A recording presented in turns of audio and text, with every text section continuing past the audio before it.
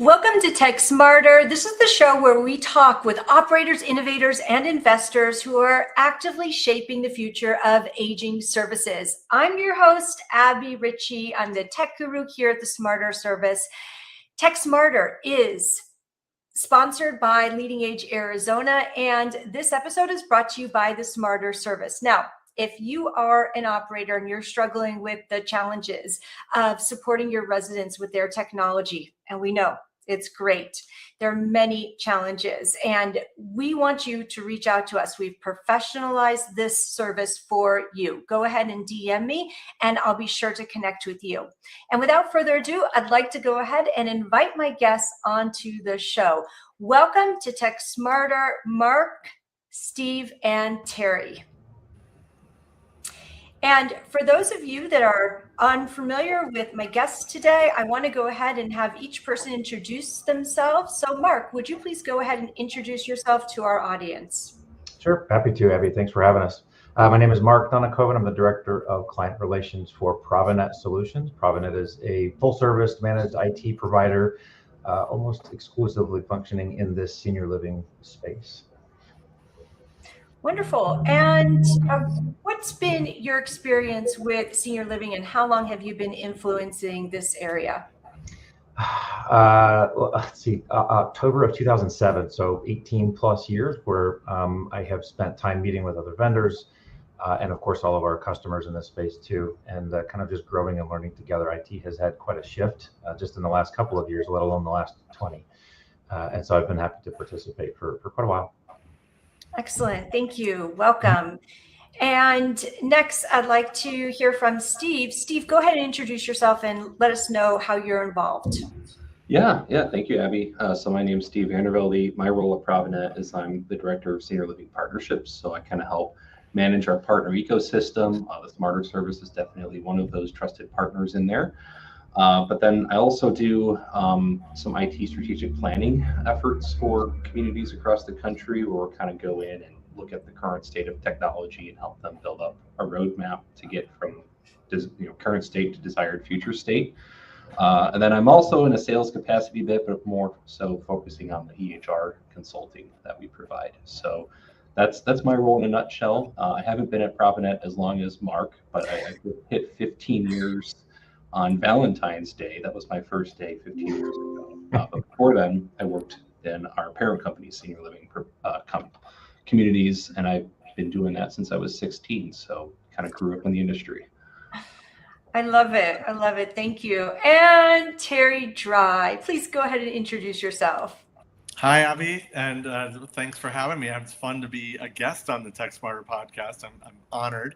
And thanks to Mark and Steve for being part of it and for being great partners of ours. I'm Terry Dry, the co-founder and CEO of the Smarter Service. We are a tech concierge service that is focused on closing the digital divide for older adults. And we do this by building a trusted relationship with our tech concierge and the older adults so that we can really increase adoption and usage of technology that's built there to serve them. Our job is to close that last mile of the digital divide and provide digital literacy to ensure that technology can serve rather than frustrate.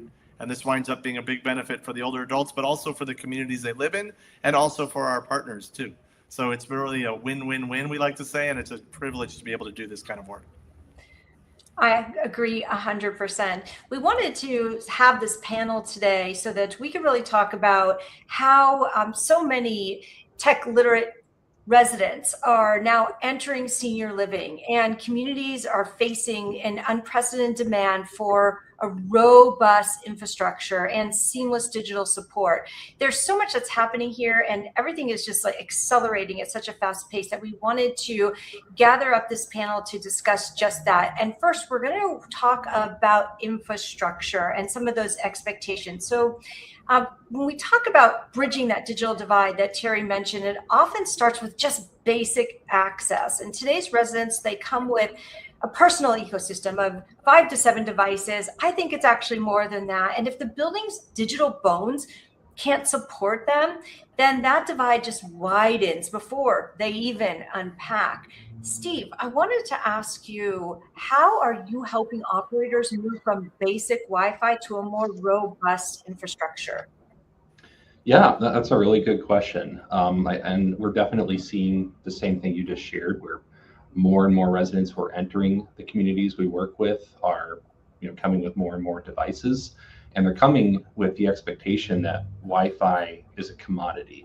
We kind of had like an older model in the past where Wi-Fi was more limited to like common areas, and now, the resident is expecting that they should be able to move anywhere within that community, or even in the outdoors area outside of the community, and have confident, secure signal no matter where they're at. So there's definitely a shift in what the expectation is, and Wi-Fi is becoming more of a expectation really of the residents. We're hearing in some of the communities that we get to visit that residents, when they're actually going through the sales process and touring the community, they're asking questions about Wi-Fi and where the coverage is and how fast it is, and can they do video calls with their loved ones, can they stream their shows and everything.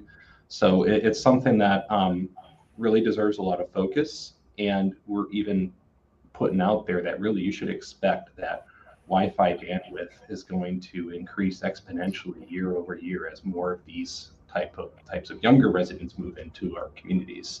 So how we help is, we really kind of meet each community where they're at in terms of where they want to go. It can be a very expensive project, and sometimes we'll look to try to phase it out so it's not all everything up at once. But if we're looking at going, campus-wide Wi-Fi, there's kind of like a couple different steps that we'll break it into. So first, we don't want to focus so much on the gear, but more so the outcomes. Like, what are the residents actually expecting to use? What types of devices are they bringing in? What are the moments that matter the most to the residents? Are they doing video calls? Are they doing remote visits with clinicians? And who are we designing for? Is it a tech confident resident, or is it someone who is a little bit more uneasy about technology and going full in on some of the offerings that the community has there?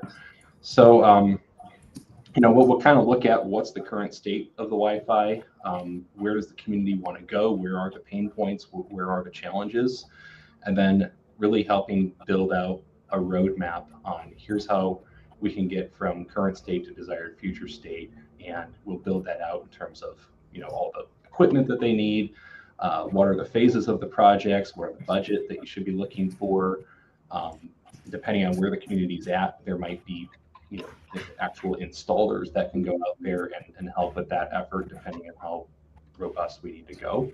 But it really isn't a one-size-fits-all model. It's really kind of meeting each community where they're at and where they uniquely want to go with moving things to the next level. But I would definitely say that we're seeing that shift from common space Wi-Fi to campus-wide Wi-Fi, even in the outdoors area, is where most of our customers seem to be focusing right now. Yes, it seems like if a resident can't connect to Wi-Fi, then they're effectively locked out of society. So really having reliable connectivity is the first step towards that digital equity that Terry mentioned. And, hardware, though, is only half of the battle. So a resident, say, who has a tablet but is afraid to touch it, is still on the wrong side of the divide.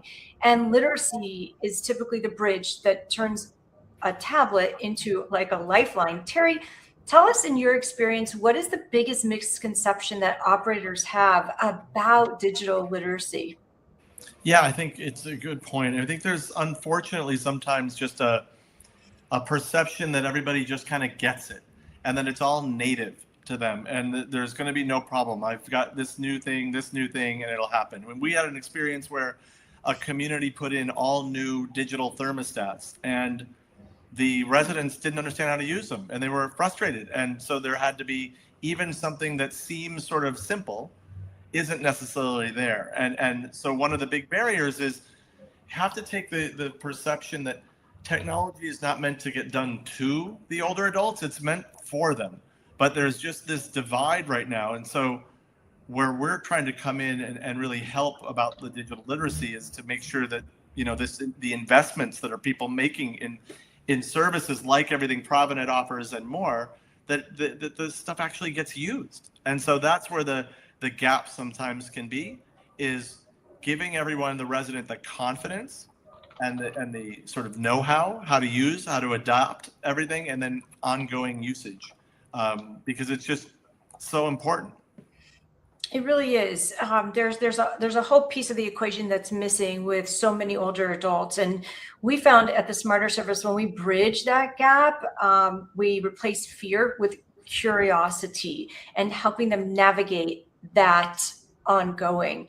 Another area that is so widespread and that often leaves a lot of older adults vulnerable is fraud and crime and scams. So they're often the most targeted and as well as least protected. But one thing that we like to talk about is really closing that gap of access without also bridging the gap of safety. And Mark, I wanted to know from you, what is one hidden vulnerability in senior living communities that keeps you up at night? There are probably more than I could count, and it's hard to even think of just one. I think that threat landscape has changed so much just in the last couple of years. This job has gotten considerably more complex. And, at one point I would have said being in IT was easy, but now the modern landscape is so different and it's a lot to keep up with. I don't know that there's one hidden vulnerability. Maybe hidden in plain sight is a better way to say it. But the conversation that I have most often on the provider side is complacency, right? There's not a sense of urgency. And I think you combine that sometimes with a lack of education. It's difficult to come to that conversation without sounding like doom and gloom and having this negative outlook. But the reality is that the threat is real. Senior living is a very high value target, and it's not even a matter of if anymore, but when. And I think that's difficult to convey that, right? And a lot of these providers might say, well, we haven't been hit before, we must be all set, right? And there's this, I don't know if it's a false sense of security and just, I always say checking a box, right? They're submitting their insurance application, or they put a tool in place, like a set it and forget it thing. And that can't be the case anymore. I think that what keeps me up at night is knowing that it's an unfair fight and that the bad guys really never cease. And so there's not any respite from that either. I think if, we can convince everybody that the threat is real, there are ways to educate them and to incorporate some tools and provide education, both to the staff and to the residents, right, to make them overall more secure. But the reality is it's not always an easy conversation, and it's not always one that's inexpensive either, right? The less hidden risk is that there's competing funds and competing priorities. And we all know in senior living specifically, dollars are sometimes thin and IT isn't always the highest priority, which I get, but a modern IT environment today is a must-have. We're seeing a shift in the right direction. I think in the last couple of years, there's been a lot more awareness around it. And I'm thankful for some even third-party reinforcement, like how insurance has evolved and now cybersecurity policies are a thing. They've gotten a lot more complex, but they're pushing providers in the right direction to protect themselves. On the resident side, you want them to feel independent, right? We don't want them to feel restricted. I think if you can change that narrative about IT security from an idea of care and instead of it being a matter of control, from an IT perspective, a lot of that care happens in the background. It's invisible to them, right? How the network is designed and configured. Steve was talking about wireless, right? How we can micro segment that to, they have their own unique password that they enter, and they're not accidentally printing files to the unit next door to them or things like that. Making it easier for them to use the system gives them a confidence too. But a lot of it is just education. I think that's where Smarter Service comes in, just being intentional with those folks, teaching them how to use it and showing them the proper way to protect themselves. 100%. We look at cybersecurity as a form of advocacy for an older adult. But I'm glad that you mentioned just a minute ago how the struggle that the staff experiences as well. And we hear so much about AI and that type of automation having the biggest impact on staff efficiency. Steve, I'm wondering, how do you see that AI and the automation helping improve the human-to-human experience? Yeah, that's one of my favorite topics over the last couple of years, just because I guess AI is so new to us, but also there's no official rule book on how it's supposed to be used. So everybody's kind of figuring out their own ways for what works for them and what doesn't. So when we get to be on site with some of our customers, we actually get the chance sometimes to meet with resident tech councils, and that's been coming up over the last couple of years. How are these residents using AI? And they got some pretty cool stories that I've heard where they're using it more expertly than some of my peers are. So that's been cool to get that level of exposure. Probably one of the clearest wins that I've seen recently is using AI to really kind of shrink down that invisible admin time that's stealing time away from the floor or delivering care. So we worked with a community where we kind of do like these AI workshops and help people start to brainstorm ways that they could safely use it and all that. And this community and the department heads were saying, we don't need another tool, really, we just need more hours in the day. So they were spending a huge chunk of their week going over routine updates, summarizing huddles, responding to the same family questions over and over. And none of it was really complex, but it was constant. So what we tried was something simple. We're not going to automate the care, but we're going to automate the wraparound communication. So each morning they had bullet points coming out of nursing, dining, maintenance activities, and we used AI to turn those raw notes into 2 drafts. One was a quick internal what changed today summary for staff, and then the second was a resident and family update that leadership could review and send. So we used to take 45 minutes of stitching together emails, and it went down to 10 minutes of review and polish. And so the key was the humans still owned the final message, but AI just filled in the blank, and we had the copy and paste grind. So the best part of what happened is they got creative. They used the same content to generate a simple daily today at a glance handout in plain language and large font, something residents actually enjoyed reading. Families felt more informed, and staff got fewer interruptive calls, and leaders had more time to be visible. So what was cool there is, and I guess what the headline for me is like AI really should buy time back, and then you use that time to reinvest back into the human moments that define the care that we're actually providing day in and day out. That's what we found over and over again, is that using AI really helps handle those robotic tasks, and it allows staff to focus on the human connection. Another area that I just find fascinating is the use of AI in safety tools, for instance, like fall detection. And Mark, I'm curious, how do we strike the right balance between using high-tech AI for resident safety, yet respecting their dignity and privacy? Great question, and one that comes up. You really can't have a conversation with the tool without the ethics of how it's going to be deployed. I think that there's a lot of conversation around that. There should be. It could probably take up the rest of our time together today. And I think there's still a lot of potential for gray area, right? Because some of it's open to interpretation. We all have different expectations, but I would go back to the line from Spider-Man, where it talked about with great power comes great responsibility, and I think that's the case here.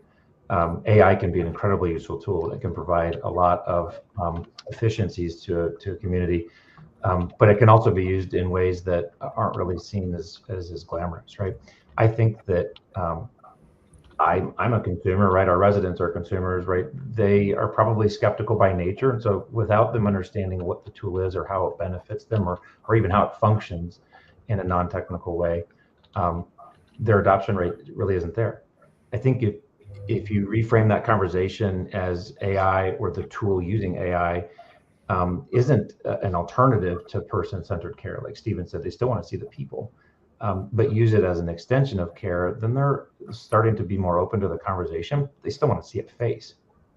I think there's tons of great platforms out there that can provide, like Steven mentioned, provide immediate and meaningful data to caregivers. It can improve quality of life. And I think if residents can see some of those outcomes too, if it's a transparent conversation, they can see those outcomes. and better understand the what and the why. But the important thing is, and we hear this a ton, you mentioned fall detection. All of a sudden they have a little camera in the room and they think like it's big government or something, or they're feeling like they're being watched. And that's not really the case. Sorry, it's about positioning the benefits of these tools and again, being transparent.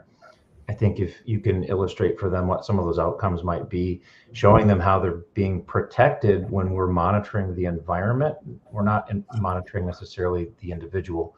I think you can have that conversation with them about preserving their autonomy. They don't want to feel like they're being watched. But it is shifting, right? As technology improves and the residents are becoming more savvy, it's a different generation coming in.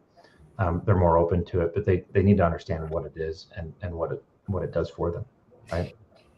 Absolutely. And there are ways to look around this, for instance, without the use of cameras or microphones. There's radar-based technology for sensoring and movement, which also would tie back into, say, thermostat usage that Terry mentioned earlier. So there are so many different applications, and ethical AI is truly the only way to build long-term trust with older adults. So we get that.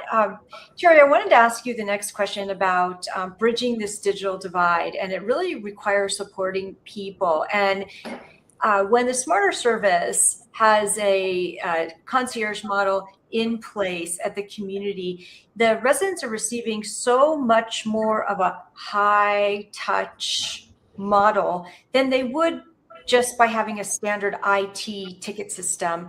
What does this do for the community's overall ROI? Yeah, I'm glad you bring it up. It's so important what we're able to deliver and how we're able to be helpful. And it's really become what we're doing as this tech concierge service. Like you can almost picture like an Apple Genius bar meets a concierge desk in the lobby of a senior living community. And you really start to get a feel for what this is. It's a new amenity that is gone very quickly from a nice to have to a need to have because of all the other benefits. You know, Mark and Steve are talking about AI, for instance. There needs to be this trust. And what we're investing in is building that trusted relationship so that we can activate and optimize all of the technology that's already in use at a community or for an older adult so that they're actually comfortable, confident, and using it. And once you do that, you're sort of maximizing and optimizing the investment that senior living communities, as well as the older adults themselves, have made in the technology. So by building this last little piece of the trusted relationship, almost picture it like the way they would be calling their son, daughter, granddaughter, whatever it is. Now there's somebody on campus right there that they trust. And that is the big leap that happens when technology gets adopted that way. And how we've seen it play out is all of a sudden when all of the technology is getting adopted, first of all, we're eliminating all the random questions that are going to the staff, right? So what we found is we're actually saving up to 20% of the staff's time at a community just by having our person there, because instead of so-and-so being asked, you know, something simple like, how do I follow my granddaughter on TikTok? All those kinds of questions are being answered, but also all of the technology from resident engagement platforms, dining services, even how to use the Wi-Fi, all that stuff is being covered by this tech concierge. And why it's different than the IT person is because I think the IT ticket is, let's call that more transactional. I'm going to fix something. And what the Smarter Service is doing is relational. And that relationship is really powerful, and it builds trust, it builds confidence, and then it opens the floodgates for, oh, well, while you're here, how do I do this? What does this mean? And the education that goes into this is so powerful, but it creates this huge benefit. So not only is it just purely saving staff time as an ROI, but it's also maximizing and optimizing the huge investments that communities are making in technology because it's actually getting used for what it should be. And why IT people love it is, they don't have to take the ticket with the question of how do I follow somebody on Instagram. They can actually follow all their initiatives that are so critically important. And here's another piece of the pie too. It's the families. So typically the families are called in to help with that tech support burden that their parents are requiring and requesting.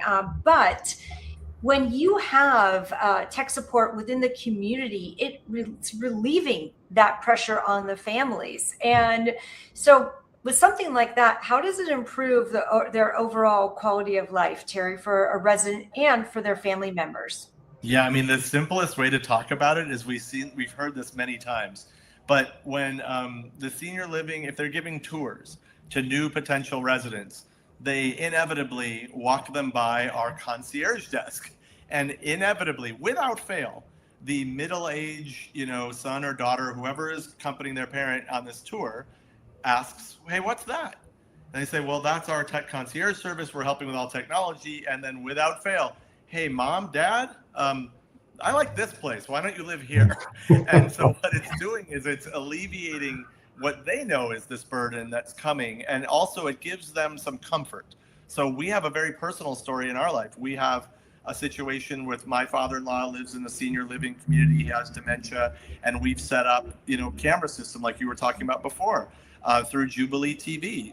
And we're having to, monitor him and see all those things. And what's lacking currently in his community, but we're hoping to fix that soon, is somebody who's tech savvy. So when he turns it off or unplugs it or something happens that changes it, somebody who's tech savvy can come in there and deal with it.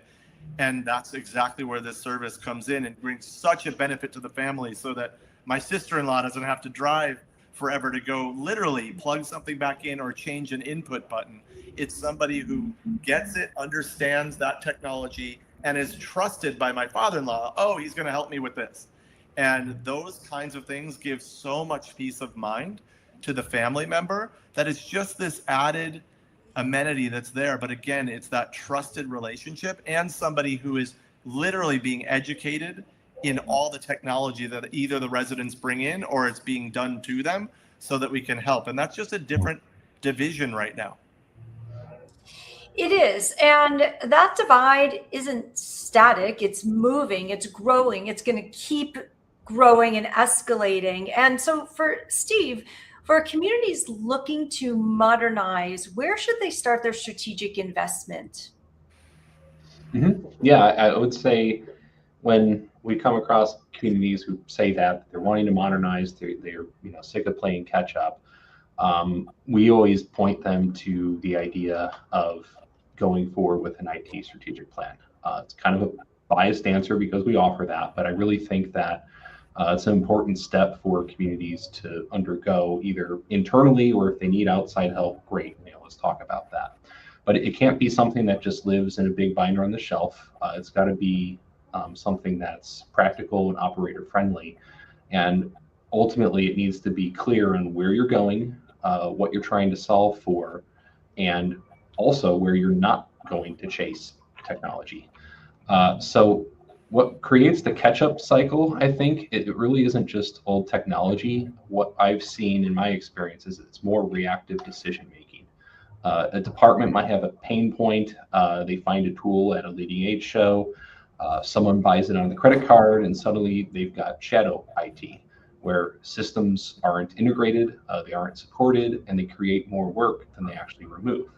Then leadership hears, we need another tool, when the real issue is more that the ecosystem is becoming kind of patchworked. So the best first investment is kind of building a 12 to 24 month roadmap that answers three things in plain language. What outcomes are we trying to improve? That could be things like staff time back, faster admissions, better resident experience, but then also what foundation are we needing to support that? So the network, the devices, your infrastructure, everything that delivers the tools. And then what governance is going to keep us from backsliding. So that's a lightweight way to evaluate new tech requests so that you don't end up with 10 apps doing the same thing. So quick story that we had with a community that we worked with where they genuinely felt behind. When we mapped their environment, they weren't behind because they lacked technology. They were behind because they had too much uncoordinated technology. Different departments had picked different tools to solve similar problems. Staff were logging into multiple systems, retyping information, and IT couldn't support half of it. It looked like innovation, but it was more creating additional work and friction for the team. Once we built a roadmap, the tone changed. Instead of being, should we buy this new thing? The question became more so, does this fit the plan and does it integrate with our other solutions? The roadmap gave them permission to say no to distractions while still moving forward with confidence. So if you want to modernize and stop playing catch up, our big thing is start with a strategic plan that's tied to operations. It's not just IT. Really, everybody should be involved in it. That's something we push for. We want to have all key departments in on it. You need to create governance that prevents shadow IT and forces alignment. And then invest in the foundation and also a few high return on investment priorities that help move the needle. And then you're sticking to the roadmap that way. Gotcha. Thank you. And for Mark and Terry, I'm curious if there's one piece of technology or one shift in mindset that will finally bridge the digital divide in senior living, what would you say it is? Mark, you want to go first? Yeah, I will, because I think Terry will agree with me, but he's already even touched on it. I couldn't agree more. I think it's instilling confidence in them. Like I mentioned, showing outcomes, right? Being transparent with them. A platform like the Smarter Service to be there to build that relationship with them. It empowers them to continue to use it, right? They start to kind of share that amongst their peers, and it brings kind of excitement around it too. And I think if you can show them that, it eliminates the fear of using it, and that's only a positive, right? I think the ability for Smarter Service to come in and provide a tailored message. It's not a super tech heavy. It's not a very complex message. Speak at their level, and I think that's where they excel. Yes, thank you. And Terry, how about you? Yeah, well, thank you. I couldn't agree more, obviously, and I appreciate that. But yeah, it's not a device. It is a mindset, right? Mm-hmm. It's how do you, it's about the technology, but with the human support piece and the human-centered sort of tech enablement that we provide. That's the mindset, because when you have that little piece, it's almost like putting oil in your car. It makes everything else work, because then it starts to eliminate. It creates confidence and eliminates fear. It creates trust. And then once there's trust, then all the other things happen. So when that mindset flips and goes, oh, wow, this is technology is not here to harm me. It's not here to monitor me. It's not here to scam me. It's actually here to help me. And here is somebody I trust that's going to help me figure this out. All bets are off, and all these things will change, and they'll change fast, and the benefits are enormous. So that's what's great. I mean, everything from human benefits to financial, bottom line benefits. It's really wonderful to see. But it is technology that comes with a person, I think is a big piece of it.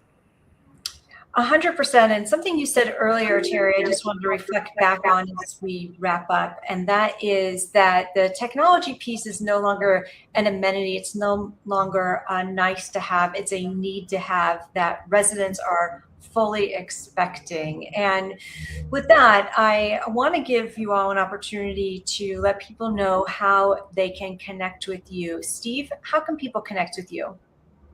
Yeah, I would say for me, probably the easiest way to get a hold of me is email. I also got my LinkedIn scrolling across the screen here too. I monitor that pretty regularly. My email though is Steven spelled with a V followed by a V, so stevenv@provinet.com.